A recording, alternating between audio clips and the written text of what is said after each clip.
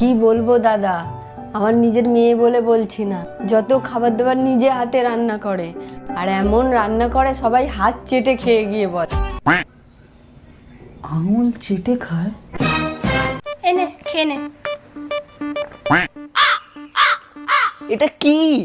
এটা কুকুরকে দিলে কুকুরও খাবে না। শুধু তাই নয়, আমার মেয়ে রোজ ভোর 5টার সময় ঘুম থেকে ওঠে। ভোর 5টায়? কি রে 10টা বেজে গেল, কখন উঠবি তুই?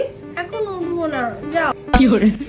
আজকালকার মেয়েরা কত রাত করে বাড়ি ফেরে, আর আমার মেয়ে সন্ধ্যের পরে গেটের বাইরে পা রাখে না, পা পর্যন্ত রাখে না।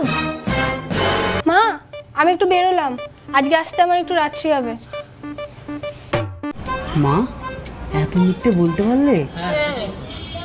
আপদকে বিদায় করতে গেলে একটু মিথ্যে বলতে হয়।